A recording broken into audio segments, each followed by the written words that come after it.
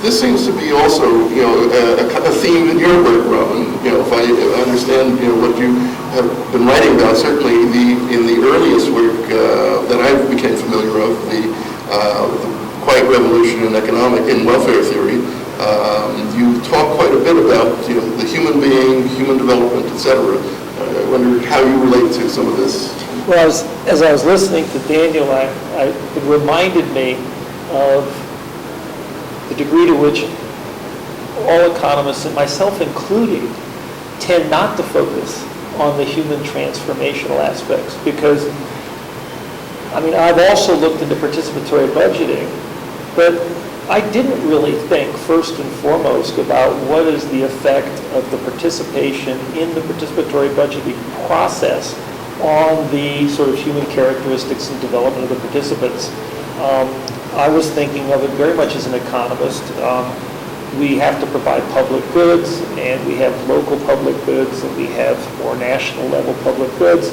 And what's a sensible way to do that? Why would it be sort of more relevant? So I was looking at it as a public good problem, and that this was a particularly creative and very positive approach to providing public goods more efficiently. Not primarily because it was an incredibly powerful way to sort of unleash human creative potentials. But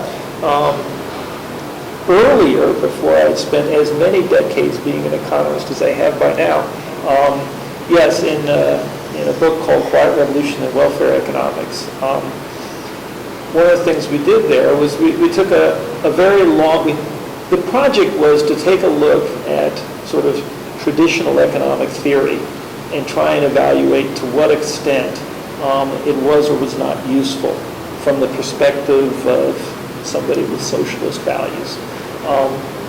And one of the things that became very apparent was that human beings and any changes that human beings go through as a result of their participation in economic activity is literally left out of all the concepts that are part of traditional welfare economics. This is an incredibly narrow perspective on what really goes on when people engage. When groups of people engage in production, there's not only the material inputs and outputs. You have what we decided to call sort of state variables. And many of these state variables are individual human characteristics of the workers in the factory. And we also decided that it's important to distinguish between individual characteristics of individual people and amongst 1,000 workers in a factory, and group characteristics. That would be things such as, the relations and the attitudes and the degree of trust between different people.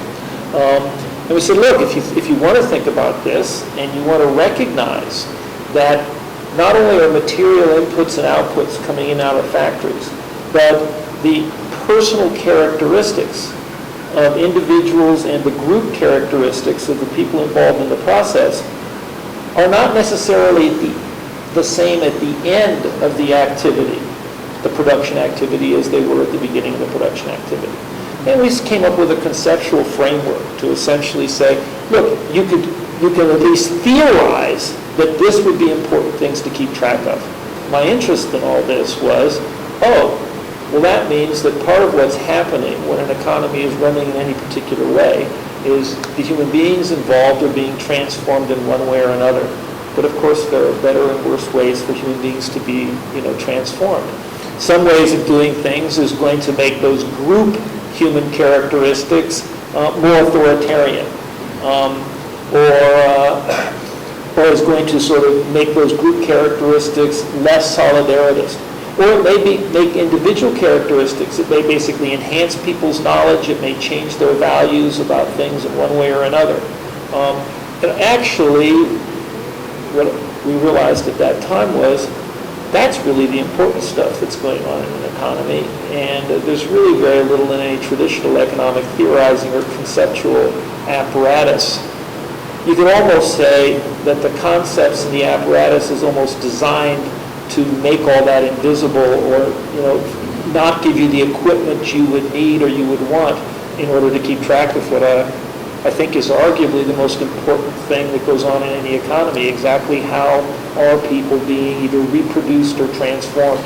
Well, a lot of what, I remember reading, the book Quiet Theory, The Quiet Revolution, and, the one thing that really attracted me was that chapter which focused on the human center. And it seems to me that when you went on your subsequent work, that became, even though you didn't talk about it very much, it was at the core question, because you would be saying, when you talk about different, say, relations of production, how people, were formed in different relations of production. Certainly in a statist, society in which, orders come from the top to the bottom, and the distinction between thinking and doing became a very central part of what you were writing about. That rather than the maximization question, right. Of an efficient economy is one which is a democratic economy. The issue seems to be more, what are the effects of different relations of production upon the people who are produced, who produce themselves within those relations? In other words, you were saying, you are what you do, and what you do is affected by the framework, the structure, the institutional characteristics in which you function. Well, the way in which it certainly, did become embodied in much of my later work is exactly that.